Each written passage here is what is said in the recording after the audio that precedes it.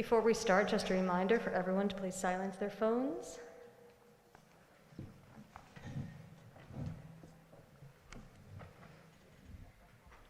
Good evening. I'd like to welcome you all to the Rockville Center Board of Education Candidates Forum.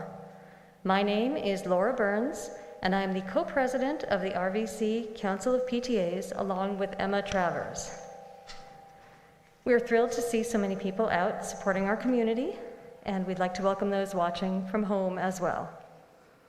Tonight's forum would not be possible without help from our district clerk, Jackie Wong, and also from Lauren Billig and Suzanne Flanagan.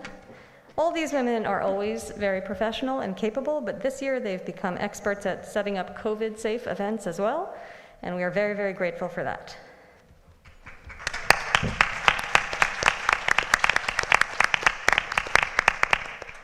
We'd also like to thank Bob Kroger for handling all of our technological needs tonight, along with Matt Cobb, and we have, I think, 4 students from the Southside High School AV Club with us.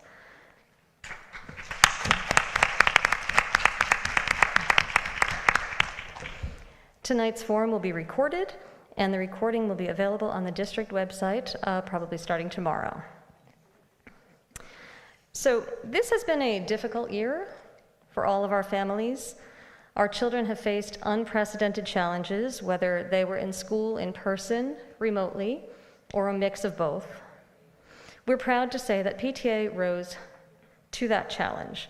The presidents and other PTA volunteers from all 7 schools and SEP worked tirelessly, and as it turned out, creatively, to make sure that students felt supported and that teachers were shown the gratitude that they so richly deserve, especially this year. Even in a pandemic, PTA is determined to uphold our mission of every child, one voice. On behalf of Emma and myself, we'd like to thank our PTA presidents and officers for doing the work to make that mission a reality. In fact, as we've all learned, it's even more important during a crisis that we strive to make sure all our kids are heard and all their needs are met. Because here in Rockville Center, all truly does mean all. We applaud the teachers, administrators, the staff, and also the parents who have kept our kids' needs front and center throughout this strange and often frustrating year. Together, we and our children have learned a lot about the importance of resilience. So let's get started. Our forum tonight is designed to allow the RVC community to get to know the candidates for our Board of Education. There are 2 seats open this year, and our 4 candidates here on stage with us. The election will be held on May 18th. Voting will be open from 7 a.m. to 9 p.m. here at the high school. You may also vote by absentee ballot, and the governor has decreed that the potential for contracting the COVID virus is one of the valid reasons to obtain an absentee ballot. Applications for absentee ballots can be requested by mail until May 11th, and they can also be obtained at the administration building or downloaded from the district website. We are happy to have representatives from the League of Women Voters with us tonight to facilitate this forum. It's my pleasure now to introduce Ms. Ruth Jones, the co-president of the Central Nassau League of Women Voters.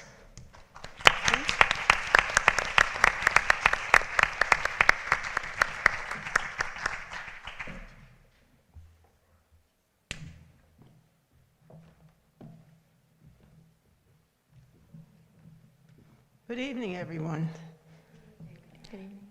My name is Ruth Jones, and I'm co-president of the League of Women Voters of Central Nassau with Patricia Meadows.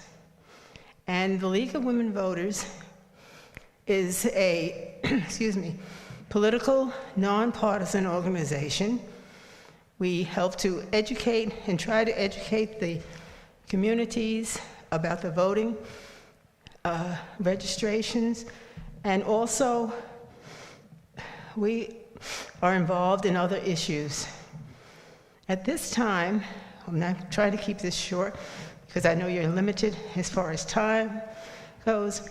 I would like to introduce the moderator for the evening, our voter service chairperson, first vice president, Mrs. Marion Fleming. Also, we have as our timekeeper, Mary Lambert. I also would like to let you know that our league serves over 13 communities, of which Rockville Center is one. And now, Marion. Thank you, Ruth. You're welcome.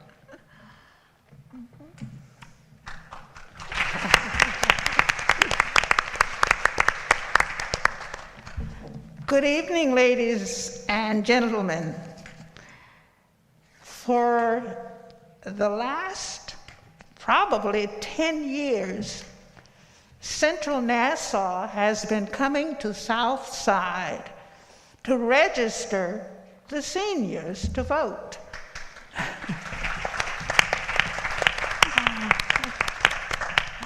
If you have had a graduate during that time, they saw probably Ruth and me. And we were always so pleased to come.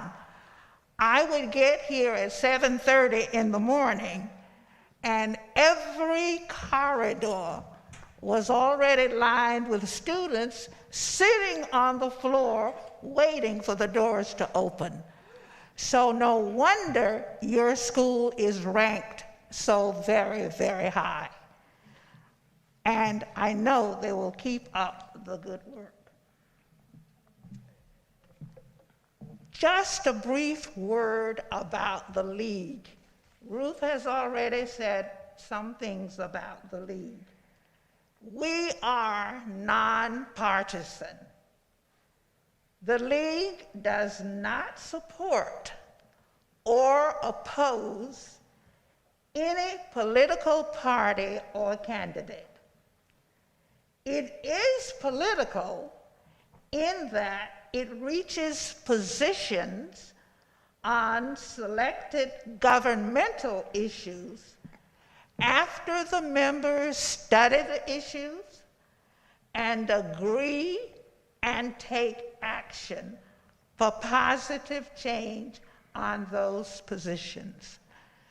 We will be working very hard on the issue of redistricting, and then we'll be going, we hope, back to what we have been doing in high schools and colleges with the voter registration. All right. Now, before we begin, I will read the procedures for the evening. The candidates have read them, and they agree with all of them. The moderator will be a member of the League of Women Voters from outside the district. Candidates for the same office will draw lots to determine the order of speaking, and they will be speaking in the order in which they are seated for the first question. Cards will be distributed by volunteers from the PTA with questions for the candidates. But we ask that you please write legibly and use the best language, because we cannot have any abusive questions. Questions must be confined to the issues in the campaign. The moderator will rotate the order of speaking for each question. Each candidate will be allowed 3 minutes for an opening statement. After all candidates have spoken, the moderator will read questions from the cards. Questions may be addressed to a specific candidate or the candidates in general, but all candidates will be given an opportunity to answer every question. A league member will act as timekeeper, and our timekeeper is Mrs. Mary Lambert. Mary, would you stand, please? Mary is from Merrick.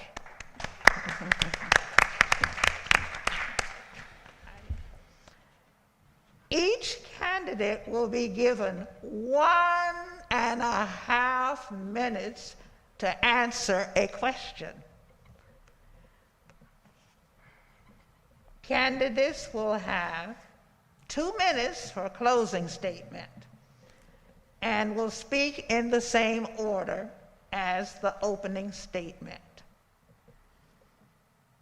Since the purpose of the meeting is to determine the candidates' views, you will notice that there are no substitutes.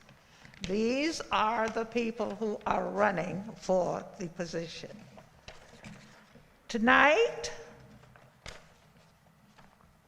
the program will be recorded, and the approval for this has been given by all of the candidates.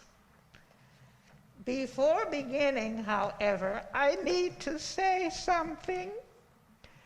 Your applause has been wonderful. What am I going to say next? Please do not applaud after our candidates make their remarks or answer the questions. Please.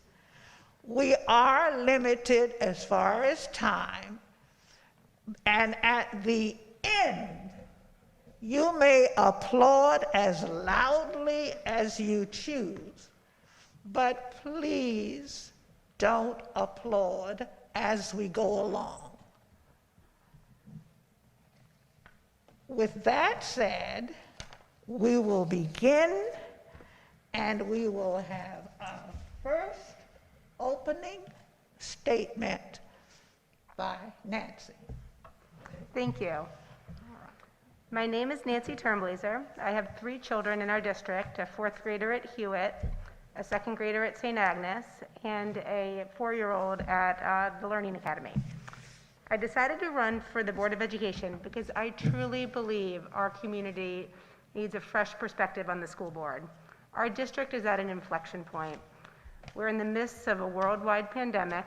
We have a new superintendent, and our secondary schools' rankings have fallen over the past decade.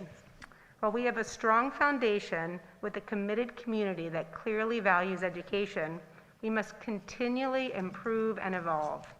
I believe I have the experience and the ability to see things differently to bring that new perspective. I'm running because I care about our children. I have always been drawn to public service.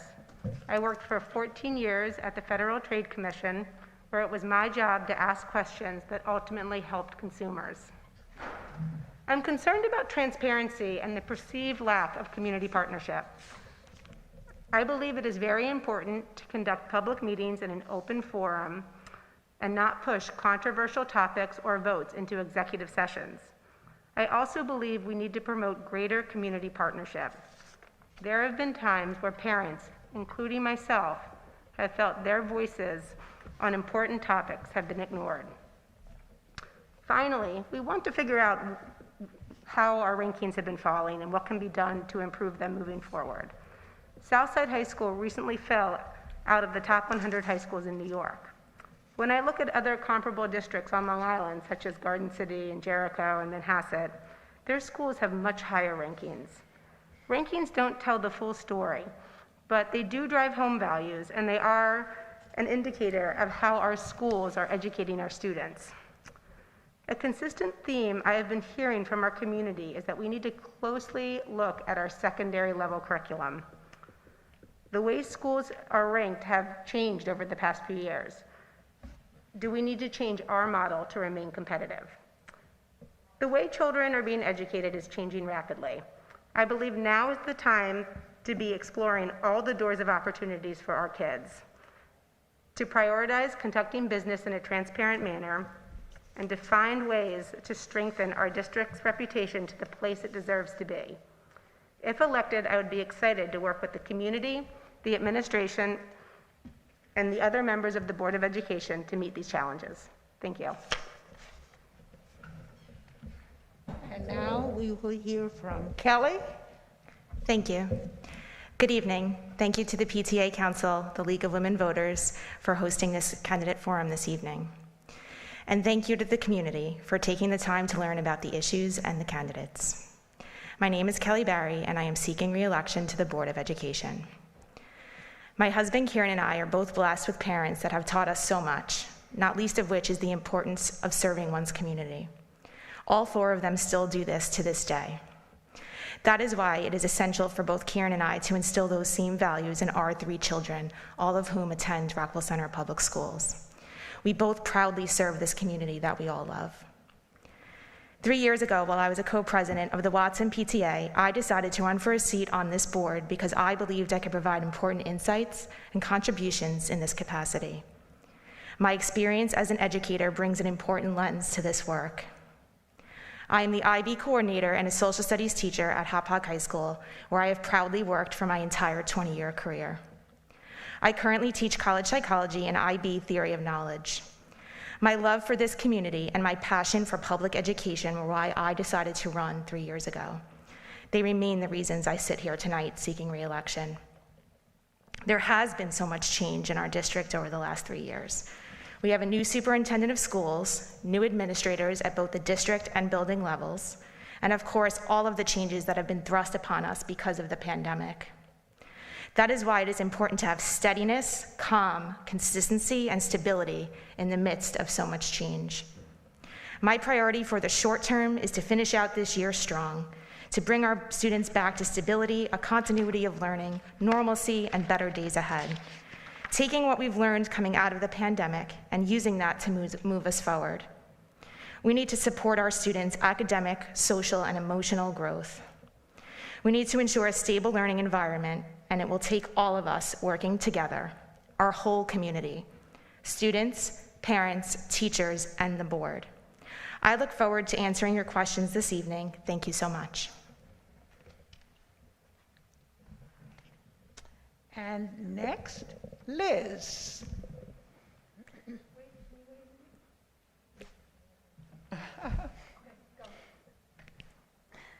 Thank you. I would like to thank the PTA Council for hosting this forum and the League of Women Voters for moderating. I have lived here with my husband in Rockville Center for 30 years, raising our 2 children who are proud Southside graduates.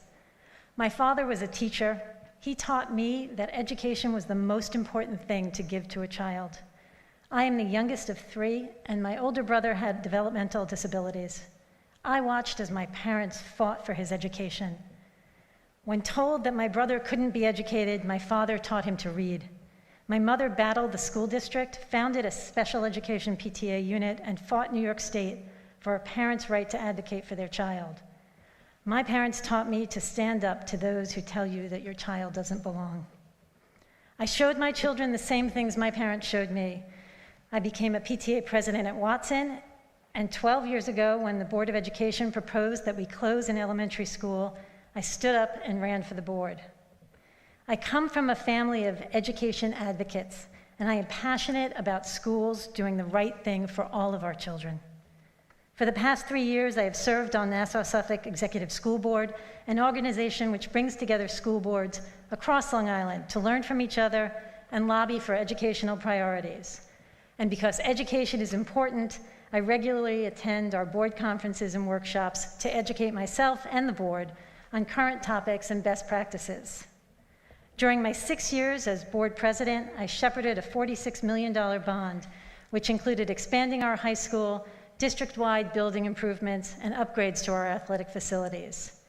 I was part of the team that hired June Chang, who has led our district to where we are now. Our schools are fully open, our students have access to electives, including elementary art, music, FLES, and support classes. I have always kept you, the taxpayer, in the forefront of our planning. Our budget has always remained below the tax cap.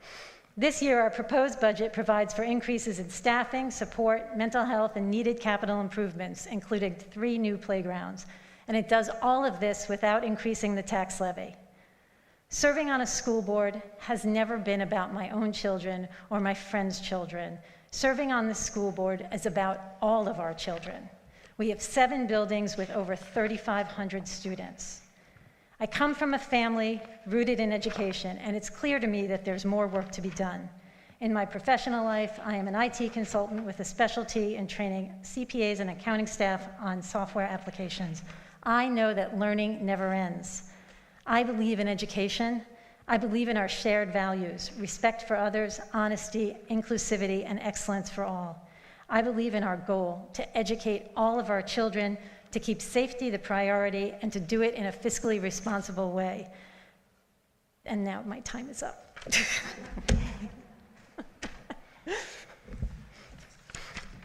She's finished? All right. And the last opening statement will be given by Erica.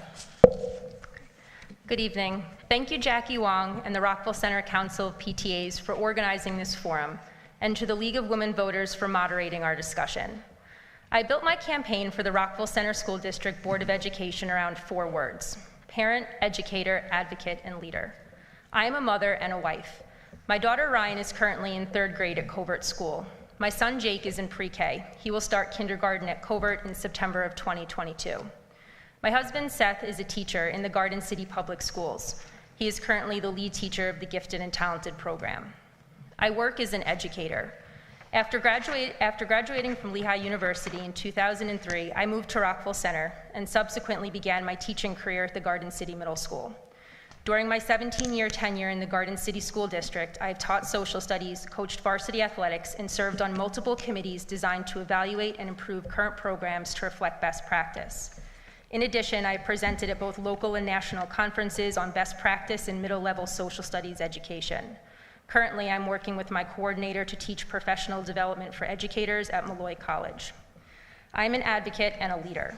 Since my daughter entered kindergarten, I've been actively involved in PTA. I currently have the privilege of serving as co-president of the Covert PTA. This past summer, I served on Garden City School District's reopening committee, working with parents, staff, and district administration to craft a reopening plan that best met the needs of the students while keeping all students and staff members safe. I am running for the Rockville Center School Board because I am passionate about education. There is much to celebrate about the Rockville Center School District. Our children are educated by intelligent, caring, and passionate professionals. Our children are afforded many extracurricular opportunities via clubs and athletics. There is a deep sense of pride and community within and around our schools. My focus as a candidate for the Board of Education is rooted in furthering our children's academic experience by advocating for and advancing shifts in curriculum and programming that will continue to help ensure a fair, appropriate, and above all, equitable education for all students. The Rockville Center School District provides an equal academic program for all of our students. However, it is important to understand that an equal education and an equitable education are not one and the same. While equality means treating every student the same, equity assures that every student has access to the resources and educational rigor that they need at the right moment in their education. I will use my expertise as an educator to ensure that we, both the Board of Education and the district, accept responsibility for and hold ourselves accountable for every child's academic success and emotional well-being. I am here tonight running for a seat on the Board of Education as a representative for our children. If elected to the board, I will do all of the good that I can in all of the ways that I can for all of our children. Thank you. I'm going to change something that I said earlier. These ladies have all given wonderful opening statements, so let's applaud them.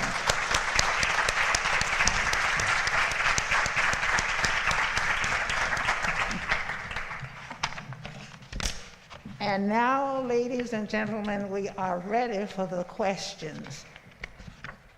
So many questions are about the same topic. And when that happens, I will make an effort to combine them.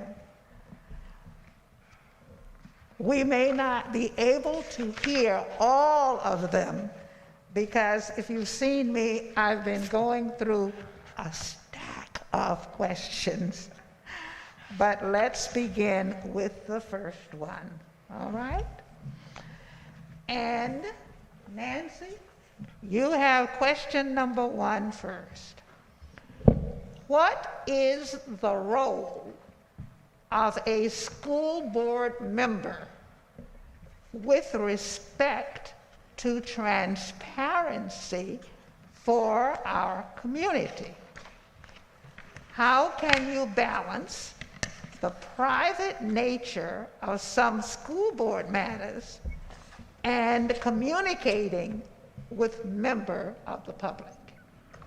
Thank you. So this is an issue that is very important to me. As a school board member, the question of how to be transparent to your community is something that I did think about when deciding to run for this role. One of the first things I did was look at New York's open meeting law that actually codifies exactly what discussion should happen in public and what vote should happen in public and what matters are best suited to executive session. There are 8 exceptions that allow for work to be done in executive session. And if elected, I really will follow the letter of the law and make as many things public as possible, using those exceptions when appropriate. I do believe that, by conducting work in a public forum, it's really the only way you can evaluate how your elected representatives feel on certain issues and vote certain ways. And that's really the only way you can hold people accountable. So, if elected, I will advocate to increase transparency. If we discuss controversial topics, I will, urge that those be done in a public forum. I think that, school boards should vote on as many items as possible, in public. Time. And, thank you. All right. Kelly? There's absolutely no disagreement here, and I will tell you that all of our votes do happen in public, and there are certain reasons and exceptions, as you stated, that we need to be in executive session, and those are when we go into executive session. This board has conducted itself faithfully and with fidelity to those rules, and I take offense to that statement in the past and tonight, so that's really all I have to say. Next. I would say that transparency is one of the fundamental obligations of a Board of Education, and something that we take incredibly seriously, and is always in the forefront of everything that we do. I would agree with Kelly that there is a false narrative that has been out in the public that we have been addressed with several times, that somehow we take notes, or I'm sorry, we take votes, not notes. We take votes in executive session, which has never happened. It does not happen. It's just not true, and yet it continues to be repeated. So it is very disturbing and offensive. There is transparency, and then there is privacy, and it's a line. Our staff members do not give up their privacy rights simply because they work for a school district. Our students do not give up their privacy rights when they walk in the doors here. We understand that people want to know a lot of what's happening, but we have to respect other people's rights also. Next. The school board represents and works for the community. To that end, I would advocate that the bulk of the board meetings should take place in public session as opposed to private session. Obviously, I understand that there are many issues that fall under the category of being confidential for both staff and students, and certainly those discussions should take place behind closed doors. But I do think that many of the concerns that the community has regarding transparency with the Board of Education could be helped if there was more conversation and if there was more opportunity for conversation in public meetings. Community members are limited to 3 minutes, which sometimes it's very difficult to express your concerns and then get an answer for that. So to that end, perhaps it would be helpful to offer more opportunities for public comment. in community chats or informal Zooms where board members are available to hear the community. I do believe that our board has done, a very nice job in hosting meetings, but there are community concerns that need to be addressed further, and offering that opportunity and offering the opportunity in public would help a lot of those matters. Thank you. Now for the second question, and Kelly, you will answer it first. Please comment on your prior involvement with the Board of Education, attendance at meetings, etc. If you do not win the election, will you stay involved? Absolutely. I was a consistent attendee to board meetings prior to my seeking election to my first term. I have been at every meeting except for the last one as a trustee in my first 3 years. And I would definitely, even if I don't win this election, I will absolutely do my best to take any role in helping support the children of this community. Absolutely. Next, Liz. I've served on the board for 12 years, and I'm at every board meeting. I'm sure I've missed one or two for various reasons, like I was sick. But yes, I've always been involved. And I also, this year has been incredibly difficult, obviously, because of COVID. But I try to take part in things that are going on at the building level, because I think it's really important for us to get out and see what's happening, whether it's attending concerts or attending sporting events, or anything that whenever the principal allows us, which is not often, to come in and visit.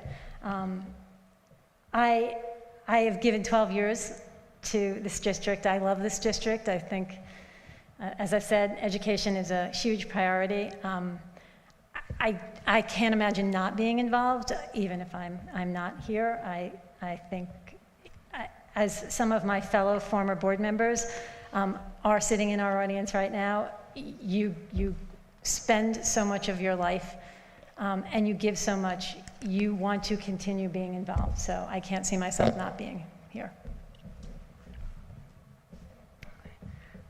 Well, I've never sat on the Board of Education. I have attended almost every single Board of Education meeting for the last 3 years. Obviously, during COVID, when we weren't allowed to attend live, I did watch all of the Board of Ed meetings, and once we were allowed to come back in person, I have been at the majority of those in-person meetings, and often find myself at the microphone asking questions. If I do not win this election, I will obviously stay involved doing whatever part that I can do to help further our children's education. Currently, I'm the co-president of the Covert PTA. This is my last year, but would stay involved in PTA in whatever capacity that I possibly could moving forward, either at Covert or when my daughter goes to the middle school. I'm passionate about education. I am interested in education. I like talking about education. And I really like attending meetings, to be quite honest with you. Remember, my daughter was in kindergarten. My husband was late coming home from work, and I had my son and took him to the PTA meeting, and I'm sure everybody probably laughed at me and made fun of me as the crazy lady with the infant at the PTA meeting. But I am involved, I have been involved, and I will continue to be involved regardless of the outcome of this election. Thank you. Nancy? Thank you. So over the past year, and like Erica said, during COVID, I did either watch or attend almost every board meeting. I spoke at the reopening forum in favor of our secondary students going back full time. One of the things I do enjoy at board meetings is hearing people's different, hearing the board members' different perspectives. It doesn't happen that frequently, but I think maybe it was 2 meetings ago. It was, is it time? Oh, it's okay. Thank you. It was very enlightening to hear how, different people thought, particularly around, how our school was handling its COVID response. And, if I don't win a seat on the Board of Education, I will remain involved I've really come to learn how important an engaged and, committed community member can be to our children's education and to the Board of Education. So I will definitely remain involved. Thank you. All right. The next question now goes to Liz. Yes. It is as follows.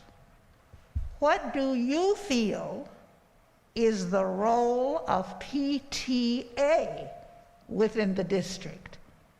Have you ever served as a board member for an individual PTA unit or for PTA council? Thank you for that question. PTA is, from a school board point of view, I feel like PTA are our partners. I also think that PTA is the lifeblood of the parents through the school district. I served as a president when I was at Watson, and I served in various capacities prior, which feels like a long time ago, but both at middle school and high school. I think the partnership with the PTA is vital, and I think it's really strong. And I think we've done some phenomenal things, the board district, the board and the school district and the PTA. Things like Parent University, we can't do that without the PTA's help, and it helps everybody in the district. It helps the district show our parents what's going on, and it helps our parents learn more about what's happening. So everything that we can do with the PTA, I think, is better. It works better, and I love working with them. And Erica? Okay. PTA is really the heart of our school district. For the past 2 years, I've served as co-president of the Covert PTA, and the year before that, I served as delegate to council for the Rockwell Center PTAs. So I have certainly been very involved in my 4 years as a parent within the district. As co-president of Covert PTA, we have done a lot of work to bring in a variety of programs and activities for the kids that reflect the needs and wants of the students, the staff, and the parents. Over the summer, when it was very unpredictable and unknown what September would look like, we had Zoom meetings for the Covert community along with our principal, just to keep everyone informed and to try to quell fears and anxiety about what school would look like. I see my role as a PTA president as kind of a team leader, that we work together as a group. We work to get everyone to buy in, to support our schools, to support the mission of our school, and then really to advance the school, providing the extracurricular activities that the district can't. So I don't think our schools would function in the same ways that they do if we didn't have leadership from PTA. Thank you. Now for the next question. I'm sorry. Yes, beg pardon. Can I respond to the question? To the one she just, To the PTA question? yes. Right, she skipped me, right? Yeah. Go ahead. Thank you. I've always been very involved in the Hewitt PTA. I was a member since my daughter was in kindergarten. I never was an officer, but I attended meetings, volunteered for PTA events, and generally was an active PTA participant. That being said, I do think, while the PTA is a vital part of our community, in terms of experience, there are other ways to bring value to our school board. At the Federal Trade Commission, where I worked as an attorney for 14 years, we engaged in large investigations that really required us to dig deeply into various industries. When I looked at some of the companies I was investigating, we always did it with an eye towards how we could help the companies function better to get more value for consumers. I feel like those skills would be very transferable to the Board of Education, particularly in a changing environment, and I look forward to putting those skills to work if elected. Thank you. Very good. Thank you. Next. Thank you. One of my first memories of Watson was at a parent event, walking in and seeing all the parent volunteers and the parents involved in the PTA, and I very quickly wanted to be part of that and give back to the wonderful school that Watson is. And I quickly got involved and sat on many of the committees over the years before I was co-president for the 1 year before running for the board.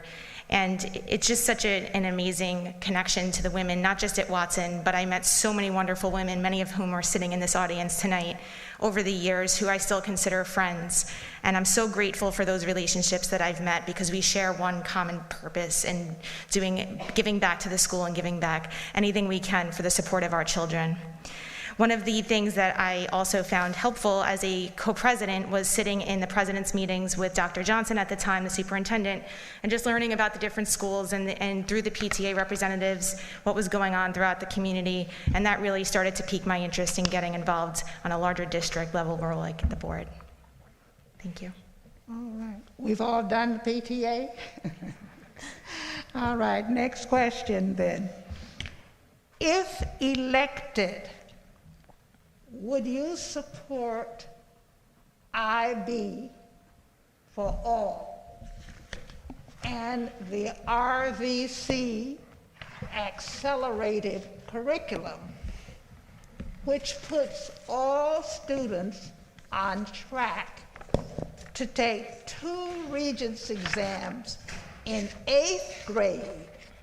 Or would you advocate for change? I fully support the IB program and would never advocate to remove the program. One question that I do have about IB is, clearly our district is committed to the framework, and it is a framework, it's a full curriculum, it's not just singular courses. So if we are a committed IB district, I would advocate to think about adding the PYP, which is the primary years program, to the elementary school. We can't expect children to learn one way, grades K through 5, in a more teacher-directed, teacher-centered way, and then arrive in middle school and suddenly we switch to the IB framework, the IB philosophy, which is much more student-centered. Children are most curious when they are young. Let's foster that curiosity and bring them through the full program. With regards to acceleration for all, I do not support acceleration for all students. I don't believe that all students learn in the same way, and I don't believe that all students are ready for an accelerated curriculum in grade 8. Anytime you see the words accelerated or curriculum compacting, which is what happens at the middle school, the words gifted and talented are always tied onto that. I support providing curriculums that meet the needs of all learners. A curriculum that's meant for students who are working towards achieving standards or are achieving standards, the regular grade level curriculum, and I fully support offering a curriculum for students who have exceeded the standards. We need to ensure that all students have a curriculum that meets their needs. Thank you. Nancy? So IB has been one of the hallmarks of our district for a very long time. The goals of the curriculum fit well with Rockville Center's mission, which is educating all students to realize their full potential. That being said, I view a board member's responsibility as a person who needs to provide oversight and guidance. And I do think, periodically, like you would do with any business, that you do have to reevaluate from time to time large programs that your district is using to make sure they continue to remain the right fit. Through listening to our community members, I've heard that the IB program can result in some negative externalities, such as a very rigid schedule for students, an inability of students to pursue electives. It's unclear whether or not it helps students in terms of college applications, or if it helps students more than perhaps another curriculum model. I don't hold myself out to be an expert on the various choices of curriculum. We have very smart experts that are employed by the district who know way more about this than I do. That being said, I do think that we need a comprehensive evaluation of this. And at the end of that day, when we evaluate this with stakeholders from all of the district, including guidance counselors, teachers, parents, students, community members, we may decide that yes, IB continues to be the right fit for us. Or maybe we should keep some parts of the IB program and incorporate some other things, or maybe we should shift our curriculum altogether. But I would propose that we take a critical look at this. Thank you. Next. I can assure you that the team at the high school, the middle school, and our elementary team constantly reflects on the best program and what we want for our students. You start at high school graduation and you work backwards. What do you want our students to be able to do upon graduation when they leave Southside High School? What do you want them to be no matter what path or journey they take in life? And it's the skills that we want for our students. We want them to be able to solve complex problems, to think through multiple perspectives, to ask really good questions, to have the research skills and the foundation to know how to get where they want to be. And the IB program is a program, there are also IB courses, and these skills run consistently through the DP, the MYP at the middle school, and I certainly would love and advocate if district administration came and recommended PYP, then you're streamlining all of those skills K-12. The Acceleration for All model is part of that story. So I would be open-minded, like I always am, if district administration came and wanted to have a conversation about making certain changes or tweaks. But that when we accelerate for all, there's purpose behind it. We want our students to get calculus before they leave us because we know that's going to set them up for more success after they leave us. Every student should be addressed by their needs. We meet every student where they are. And you work with that student and you support them and you challenge them appropriately to get them where they need to be. And our team here, through professional development and differentiation, constantly wants to be better and do better. And I can assure you that that is consistently happening. Thank you. All right, Liz. I fully support the IB program here in the high school. There's a lot of misinformation about the IB program, things like you can't get college credit, which is patently untrue. It's hard to say every single school, but you take an average school, you take a school like a SUNY Binghamton, if you get a 4 on your IB English exam, you get 4 credits. 91% of the students got a 4 on their IB English exam. It is not about credit, though. It is about preparation. There was a poll that was released last year by CNBC. Only 41% of students complete college in 4 years. If you give them 6 years, 59% of them complete college. We did our own research several years ago. 90% of Southside High School students who take 2 IB courses finish college in 4 years. When college is close to $70,000 a year, that is significant, that is important. IB prepares our students for the work that needs to be done at college. We are always looking at our programs. We are always looking to increase opportunities for our students. But why would we give up on a program that has given us so much success for years? All right. Next question. All right. Is this to me? I forget our order. Beg pardon? Is this going to come to me? I forget our order. I'm trying to go 1, 2, 3, 4, and then it keeps getting mixed up. No. Because I believe that Erica started the last one. Okay, so it is me. Right. Thank you. I just wanted to make sure. Right, so then you would be the first one here now for this one. All right. What do you think is a big challenge our district faces over the next few years? And what are your thoughts on how to overcome this challenge? So I think one of the biggest challenges that's currently facing our district, and I hope it will not be a challenge over the next few years, but it may be. But I think our biggest current challenge is improving the district's declining rankings, and I think that needs to be a primary focus.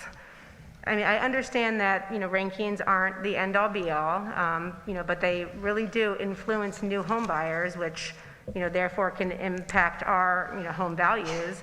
And when you look at other districts that have, comparable tax bases, they seem to achieve much higher rankings than we do.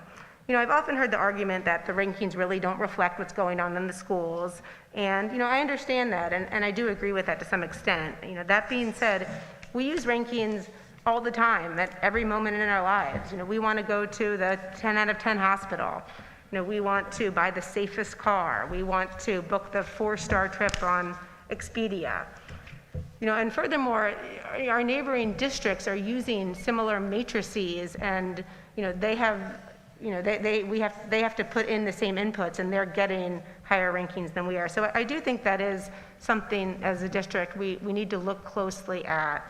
In terms of how to solve that problem, I really think that we need to depend on our top educators that we've hired in our district. I'm sure our new superintendent has a lot of great ideas, and I would rely on our district to come up with solutions that I could evaluate as a board member. Thank you. Kelly? Going back to the rankings, if you were to take our 8th grade Algebra Regents results and put them up against those districts, I think you would see different results. I'm not really interested in changing something that works just to make a list personally. I would argue that our biggest challenge moving forward is getting our kids back to a sense of normalcy, providing them stability, a safe and nurturing environment, getting them back to normalcy next year and thereafter. They've been through so much. And I'm so proud of the work that this district has prioritized with the support of the board in supporting our students' social and emotional needs, our partnership with Northwell Behavioral Center, adding counselors at the elementary and secondary level, and just consistently reinforcing that with our teachers and our administrators that we need to take care of our kids. We need to meet them where they are when they get back in September and really foster and make sure that they know that it's going to be okay, that brighter days are ahead, and we're here to support them. That's always going to be an ongoing challenge. Just as much support as we give, there's always going to be a need for more. So just keeping those eyes and ears out and taking care of our kids' social and emotional needs, I think that's going to continue to be a challenge. Next. So to start with the rankings, I absolutely, while we're always disappointed when we don't rank high on these lists, we cannot chase criteria and methodology. The way we teach hasn't changed from year to year, yet 1 year we're on the list, 1 year we're off the list. That cannot be our standard, whether we're on this list. Between 99 and 100% of our students graduate. 90% of them have advanced Regents diplomas. 96 to 99% of them go to college. And in 2018, 61% of them were IB diploma candidates. These are the things that we look at, not whether or not we make US News and World Report. As for major issues, I absolutely agree with Kelly. We have to look at the mental health of our students, K through 12. We need to normalize, get back to normal for our students and for our staff. I think all of us need some sense of normalcy. We are so hopeful that come September, we're all back in and things look a little bit different. That's what we're hoping anyway. Another issue, we have a new superintendent, we have new administrators, change is hard. Change during a pandemic is next to impossible. We need to keep our...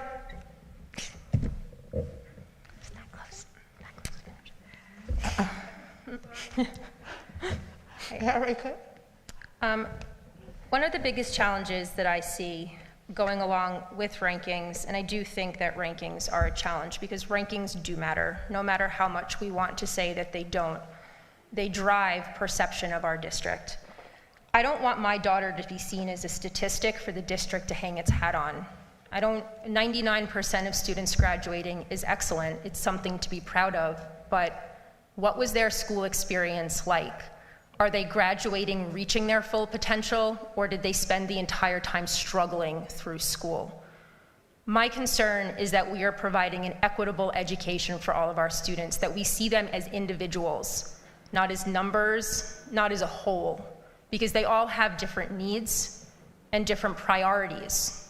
academics might not be one of them. Maybe they dance for 13 hours a week and can't handle or don't want the rigor of an accelerated program. So one of the challenges I think that we need to overcome is finding out, what do our students want? Is this the program that works for them? Is this the program that works best for them?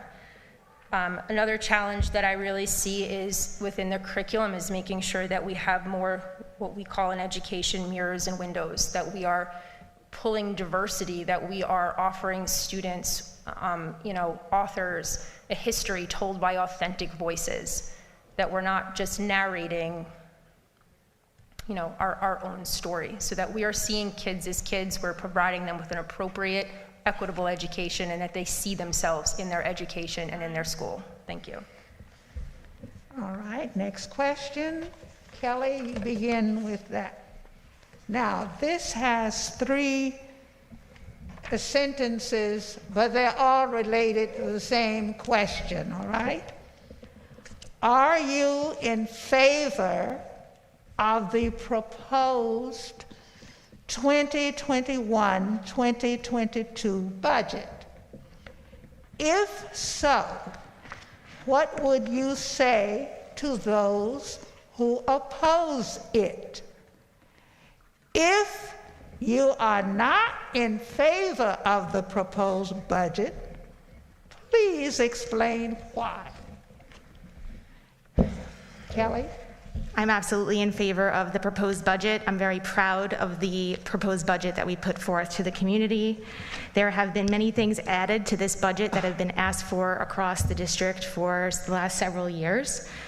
Last year, at this time, we were in a much different state, and the economic hardship and the mental toll, we were in the midst of the pandemic.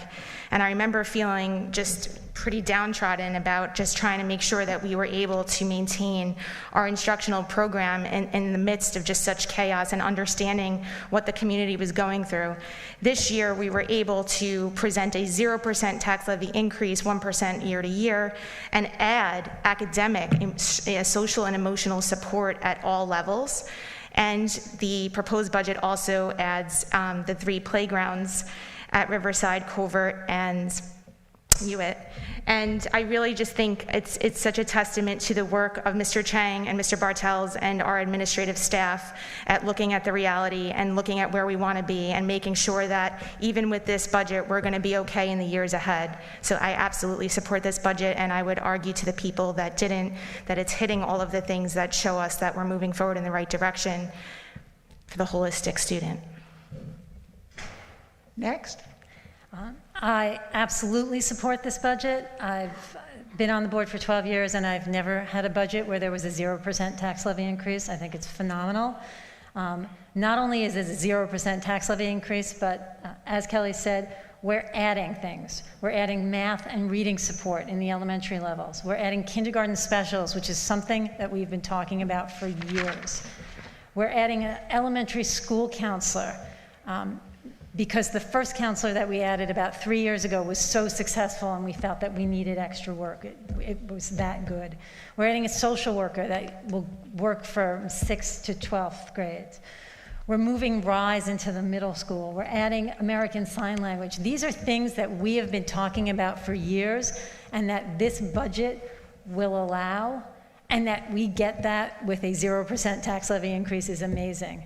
In addition, there's a line, $1.2 million for capital improvements. A chunk of that, as Kelly said, is going to 3 playgrounds in our elementary schools. The rest is for important repairs. We have 7 aging buildings in the district and usually need repairs. This is a very important budget. And for anybody who is not supporting it, I would really just want to have a conversation with them and say why. Again, it's a 0% increase on the tax levy, and it is sustainable because it has been questioned. So I'm very proud of it. Erica? I fully support the school budget. It's not only a direct investment in our children, but in our community. The 2021 budget preserves all school programs, and as Kelly and Liz said, extends many opportunities specifically to our kindergarten students.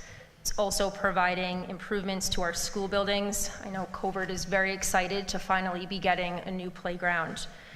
A no vote results in cuts to programs, which positively impact education and teachers, which may lead to larger class sizes and loss of options for kids. Moreover, a no vote does not necessarily lead to lasting reform on spending. What can lead to lasting reform is your vote for trustee for the Rockville Center Board of Education. As a taxpayer, there is the expectation that the school district is spending money wisely, targeting funds towards evidence-based practices and interventions. It is the job of the board to ensure that taxpayer money is being used efficiently and effectively. Thank you. Nancy. I also support the budget. I will be voting in favor of it. I do understand that we have a 0% tax levy, which I think is welcome news to community residents at this time. But I do want to point out that we also got a significant increase in state aid this year, and we really can't guarantee that that increase will be there going forward. So if elected, I will advocate that we manage future expenditures against tax levies and future aid amounts tightly.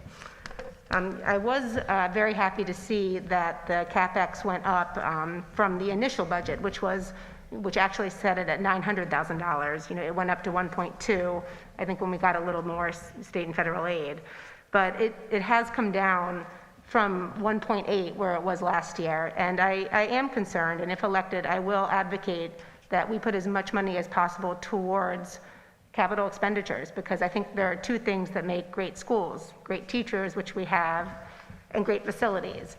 And I do feel like our schools' facilities need a little bit of a refresh. I'm very excited that we got the playgrounds, but there's more to do.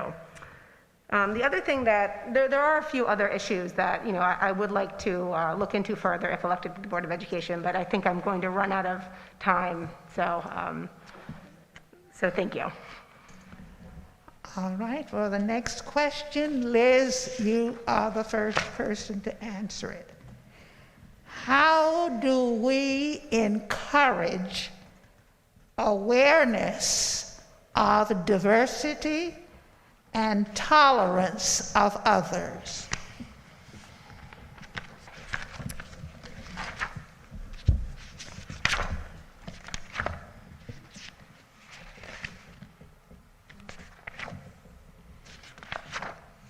Inclusivity and diversity and equity are the bedrock of Rockville Center schools.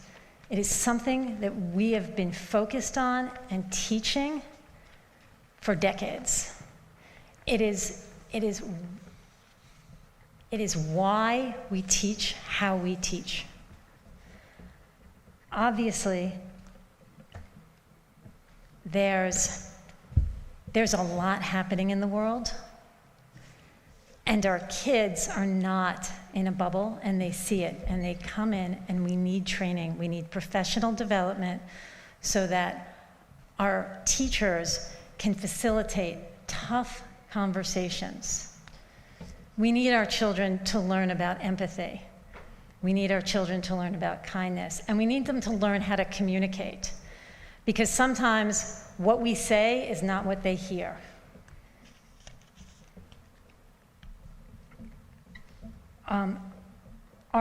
Our goal is to promote a culture of respect and civility. We want our students to feel safe. We never want any of our students to feel marginalized. But we always have to remember that our students don't come from all the same place. We have an incredibly diverse population here, and it's something we need to address at all times. Something we always need to keep in mind and address. Erica? I believe that we encourage awareness and tolerance through curriculum review and through professional development for teachers on culturally responsive teaching. The construct has an enormous positive effect, not only on student achievement, but also on the development of empathy. Every student needs to see themselves in their school, their faces reflected in the faculty and staff, their stories narrated in the literature that they read, told by authors who have lived their experience, and their history dictated by authentic voices. As I mentioned before, school curriculum needs to offer more mirrors and windows. Mirrors are resources that reflect your own culture and help you build your identity. Windows are resources that offer a view into someone else's experience. It's critical to understand that students cannot truly learn about themselves unless they learn about others as well. If elected to the Board of Education, I would advocate for more teacher training in culturally responsive teaching and curriculum reviews in both social studies and English to make sure that the literature that students are reading reflect our diverse student body and that history is being told by the voices of the people who lived it. That's it. Thank you. We do have children of many differing abilities, races, ethnicities, and religion in our community and in our schools, and I am proud to be part of a school district that wholeheartedly supports inclusion. As our world changes, our curriculum needs to change too. And I too personally believe that children learn best when they hear their voices, see their experiences and their backgrounds and the sources that are being used in our curriculum. We need to include the narratives of people from a wider range of racial, ethnic, religious, and cultural backgrounds in the materials that we use in our schools, because that is America. However, I do think that we need to be sensitive to all students, and we need to incorporate this in a way that doesn't make any student or staff member feel alienated or negative about their background or about their country.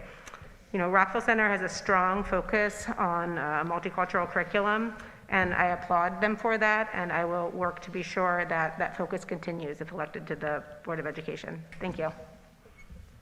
All right, next. As previously stated, our district has a solid foundation in this work, and I'm proud that we have been ahead of many of the other districts in this work. We continue to provide our staff professional development opportunities. It's an ongoing conversation at all levels.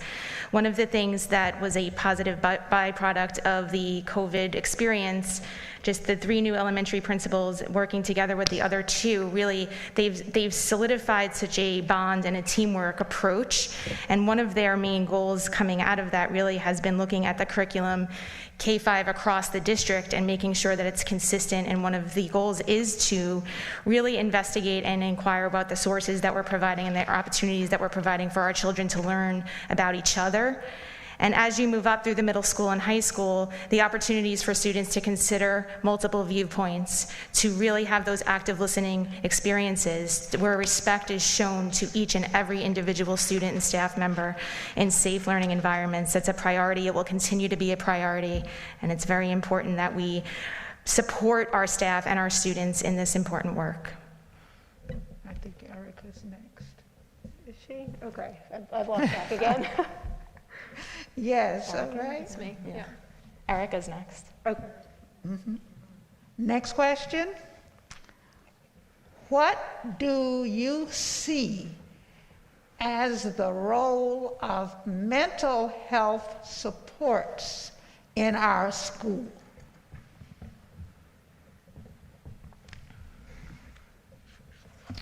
Right. Mental health is equally as important as talking about children's academic success, because there will be no success if we are not mentally healthy. Our board and our district has done a great deal of work around mental health, which is applaudable. They have a partnership with Northwell Health, which I think was well needed. If elected to the Board of Education, I would like to continue doing the work that the board has started surrounding mental health. I'd also like to talk about, within the school curriculum, ways in which we see that we can alleviate stress and anxiety for students to better help them with their coursework, with their day-to-day. As I've said, I do think that some of the curricular constraints that are put on children do add to anxiety and do add to stress, and in my opinion, that's unneeded. We need to see children for who they are, both in school and out of school, and provide a program that meets them where they are to help them be successful academically, and also to make sure that they are, achieving mental health as well. Thank you. All right, Erica, now we go to Nancy. Thank you. So I do think mental health is a very important topic for this district and for our nation right now. I truly believe that COVID has been a collective trauma on our children, and I've seen that in my own children, and I know they've felt the effects of that trauma. What I truly believe is that the safest and healthiest place for kids to be right now is in school, and I applaud our district for getting them back full time. But I want to point out that it was not without advocacy from parents in our community that really did push our schools to open our doors. I heard in the summer that Hewitt might not open full time, and that was one of the reasons I made the very difficult decision to send my child to St. Agnes. He has special needs, and he works well with the St. Agnes therapist, but the healthiest place for him to be was in-person learning. So I do want to, continue to push, with great respect for public health, and do it in a way that's safe for our community. But I do think we need to push to have our children go back to school full time and do so in the least restrictive manner possible. So if I'm elected to the board, I will continually reevaluate our COVID mitigation measures to make sure that, while they remain effective and while they're keeping our children safe, they are doing so in the least restrictive manner. Thank you.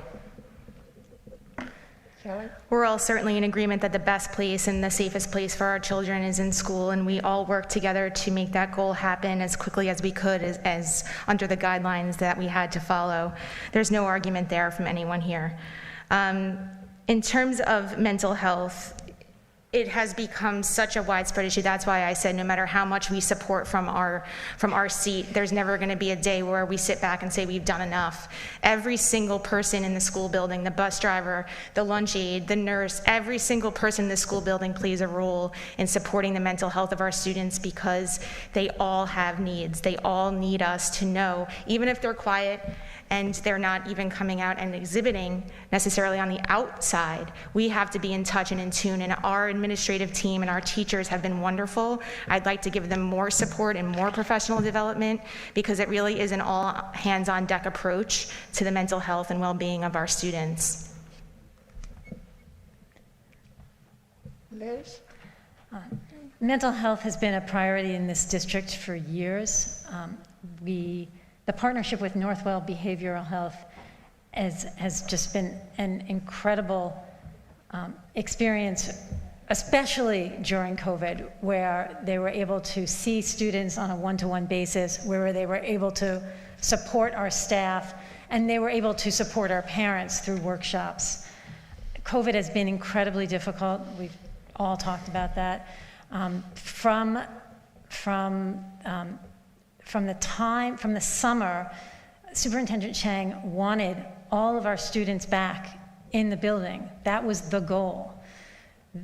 In September, all of our elementary students came back. As soon as sports were offered, as soon as clubs were available, and when we found it to be safe, we brought everybody back in. Not only educationally was it a better thing, but for mental health.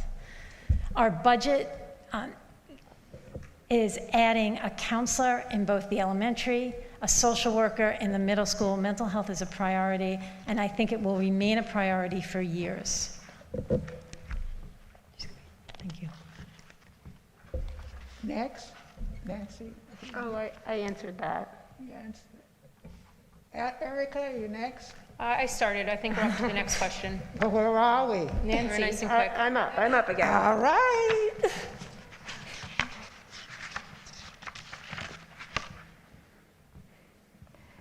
The question is,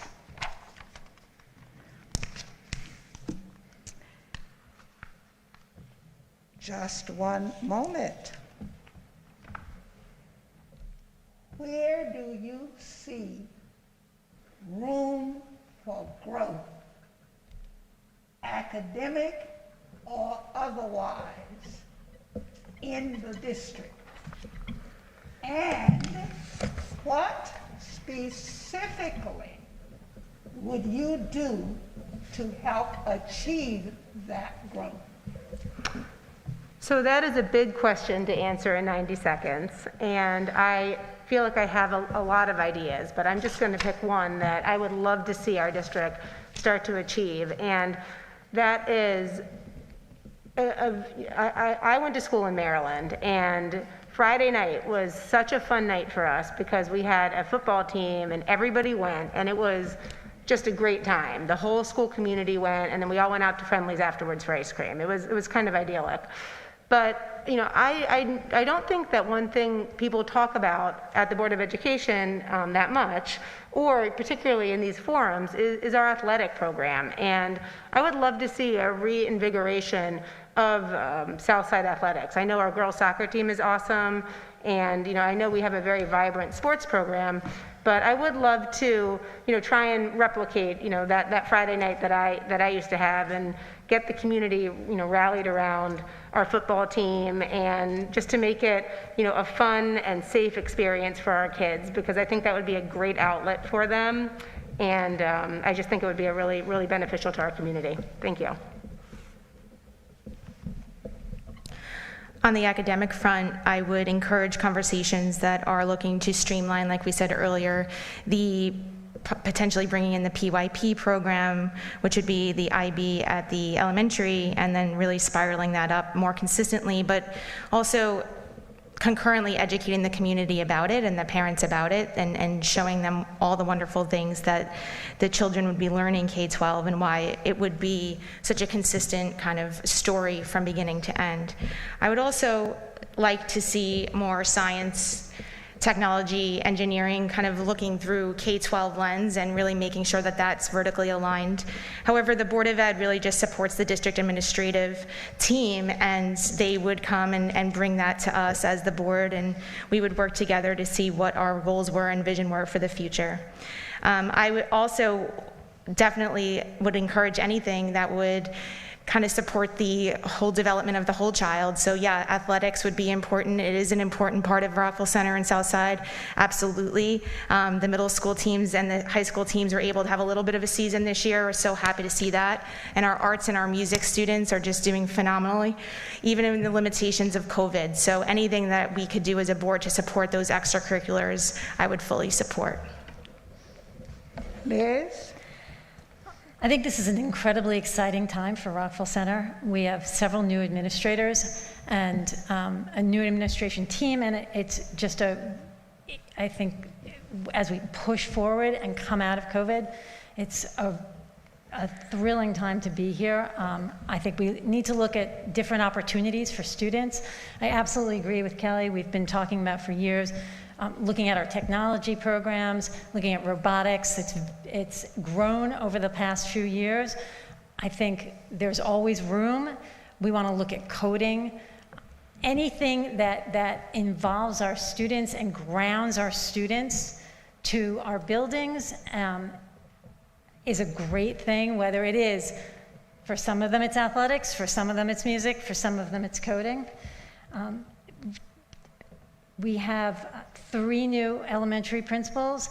We're looking at our Stellar program and beefing that up and moving it towards the middle school and looking at what enrichment opportunities we can do at the middle school, which is very exciting. And I absolutely agree that now that MYP is cemented into the middle school, we need to start looking at PYP and what we can do with our elementary schools. Thank you. One area for growth that I see in the district lies within differentiation of instruction. At the elementary level, our schools do an excellent job supporting struggling students. However, there needs to be more consistent, meaningful opportunities for enrichment for students who are exceeding the standards. At present, Rockville Center claims to implement a school-wide enrichment model, which offers enrichment to all students. And all students do receive enrichment one-time 6-day cycle in Stellar. However, there are not consistent opportunities for Tier 2 and Tier 3 enrichment for students throughout the day. I think if we're going to say that we are a school-wide enrichment model or offering that model, then we need to make sure that it's being implemented in the way that it's supposed to be. At the secondary level, As I've said, I support offering options, multiple curriculums in each grade level. At present, middle school students take a compacted curriculum in grades 6 and 7. That means they're doing 3 years worth of work in 2, and they'll take accelerated math and science regardless of if they are ready for the rigor of those courses. Acceleration is not an effective way to differentiate instruction for students who are only meeting the standards or who are performing below the standards.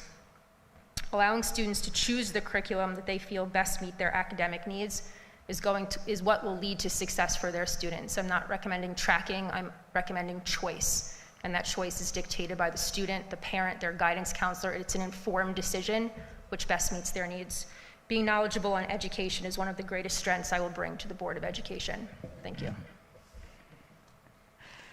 The answers to this question have moved into the next and last question that I was going to ask. I'll still ask it. We've been talking about many topics, but this time we have a question from a student here at the high school.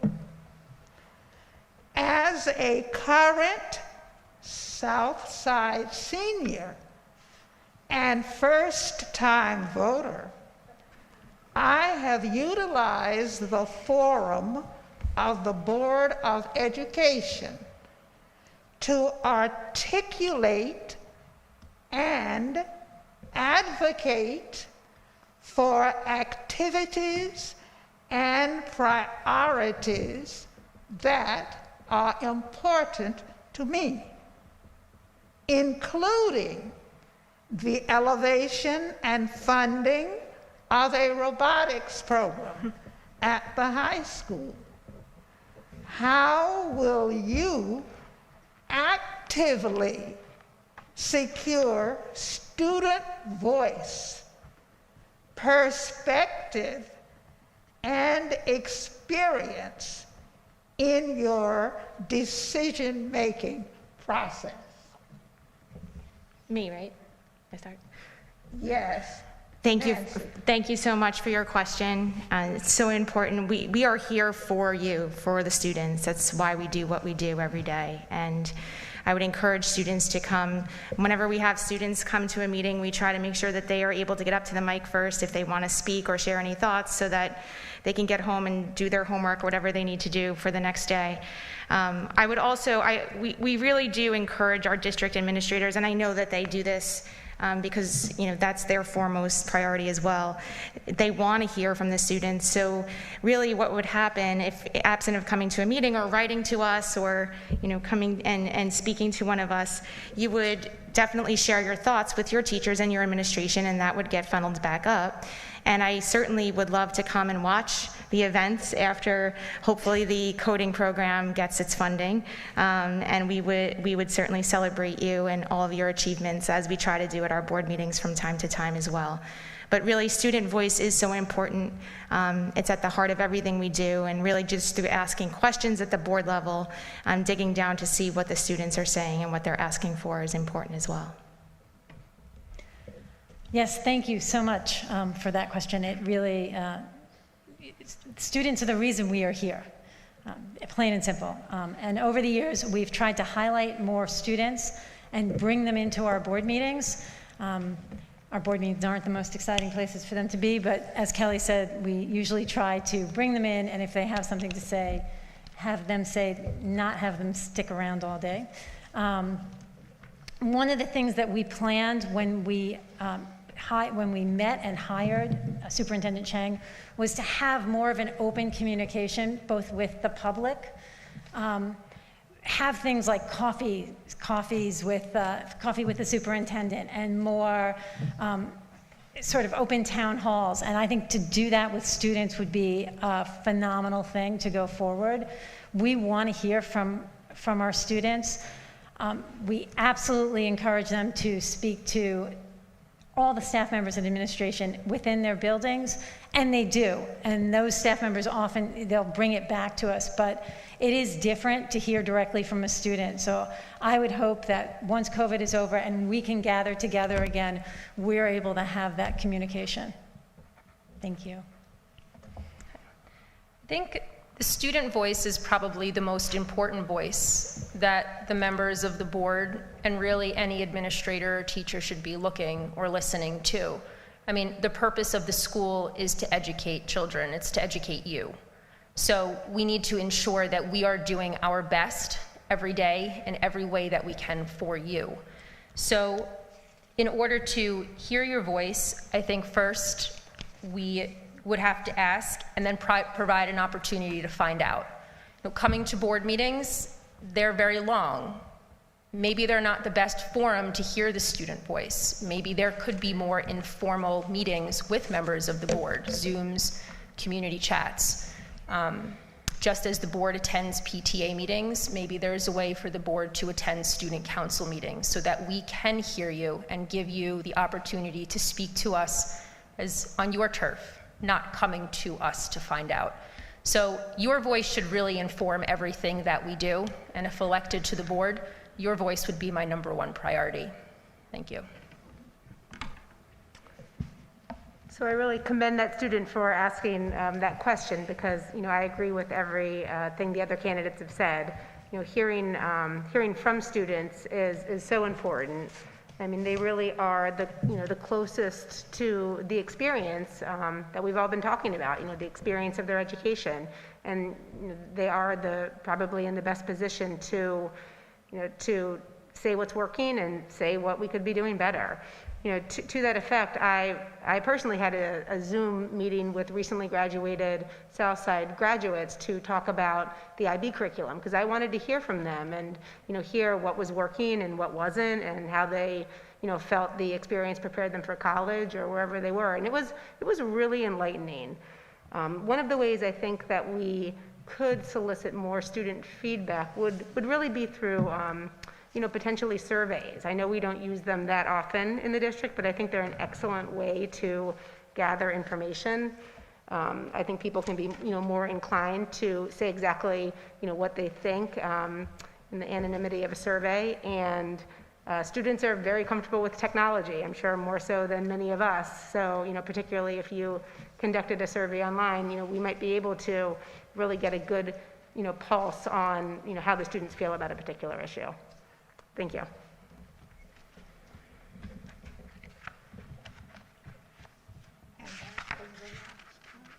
Okay.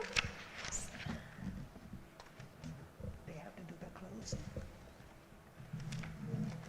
Ladies, it is now time for your closing remarks. Would you like to come to the podium, or would you like to sit and give them? I'm fine sitting. All right. We'll begin with you, Nancy, and we'll go down the road. Even though I started with Yes. the opening remarks. Even though you started. Wonderful. Okay. So no one can deny that the past 2 years have brought insurmountable challenges. Whether or not you feel your voice or experience has been heard, it is undeniable that our school community has worked incredibly hard to meet the needs of our children during an unimaginable crisis. The fact that we are here today is a testament to our entire community. It's a testament to our resilience and a testament to our perseverance and curiosity, which is the very basis of education. I believe both in the strength and the excellence of our schools. This is why I'm so eager to run. I believe that it is the right time to lend a new perspective from someone skilled at research and willing to ask questions on behalf of all of those who may have inquiries of their own. If elected, I promise to work for my community by actively engaging with community members to understand their concerns, hear their ideas, and bring that input back to the board and administration. Through transparency and community partnership, we can together strengthen the educational experience our district provides for our children. Thank you. Next. Being a member of the board is about collaboration. It's about incremental and steady change. It's about considering the needs of all of our students and their families. We are always changing. We are always listening and reflecting and developing ways to be nimble and serve our students better. Nothing is stagnant in Rockville Center, but real and lasting change takes a steady hand and an understanding of desired outcomes. Some will make you think the answer is all in the numbers, in test scores or ratings, that they do not tell the whole story. In reality, the real measure of success is far more nuanced. It is the whole student. It is the whole picture. It's not just a number, not just a data point. My priority for the short term is to get our students back to stability. There are better days ahead, and we are getting there. The future is bright. During my term, I am proud to have been part of the hiring of our new superintendent, Mr. Jun Chang. I'm looking forward to a time when everyone gets to meet him in person, a time post-COVID when he's able to wholly focus on the work he was hired to do. Additionally, I am proud of the partnership that we have as a team here, and I look forward to continuing to work on behalf of all of the children. I'm excited to begin to further address the challenges of overcrowding, academic differentiation, and bring our district every single day better than it was the day before. Our proposed budget reflects what we value most, which is the social and emotional wellness of our students. As a board member, I've learned our district is dynamic and adaptive. We are always striving to be better. I hope I can continue to serve and be part of a more positive and productive year ahead. Thank you for listening. Good night.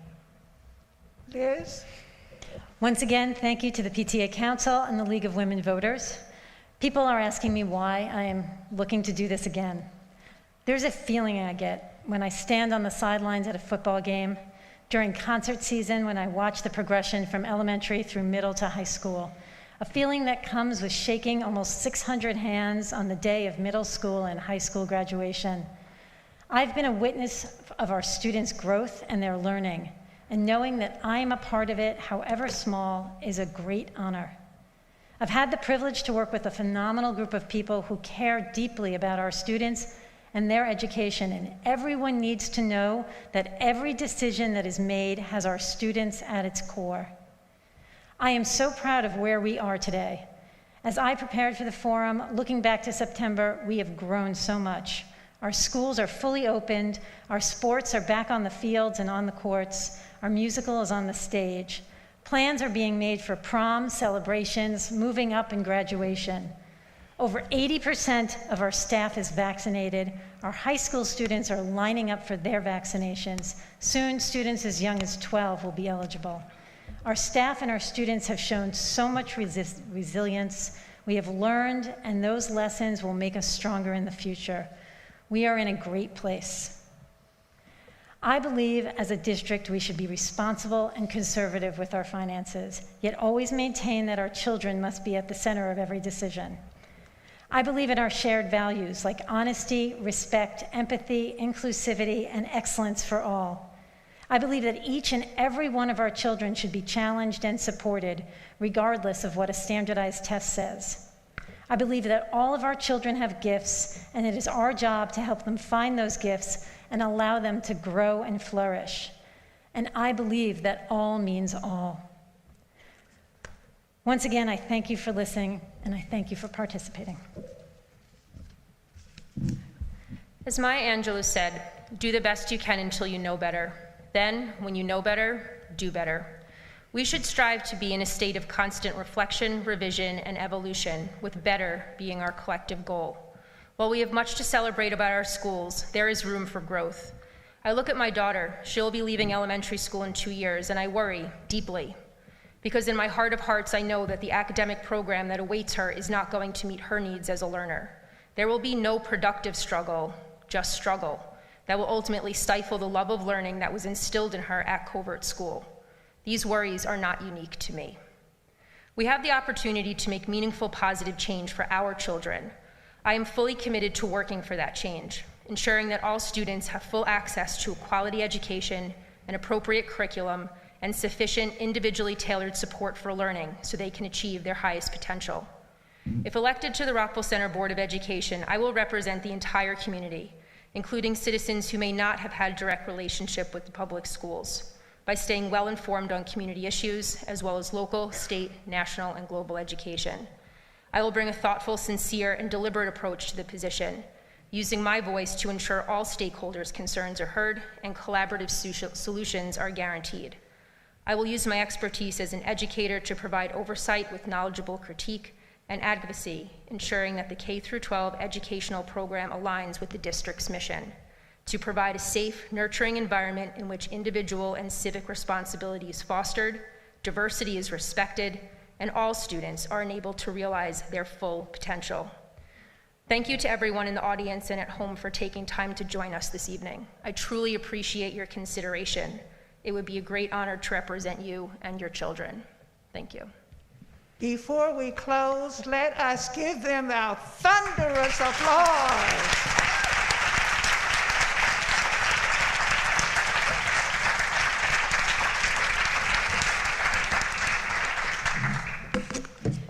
Thank you. That concludes our candidates forum for 2021. Once again, thank you to our candidates for a very thoughtful and thought-provoking discussion. And I would like another round of applause for Marion Fleming, our moderator, and the League of Women Voters.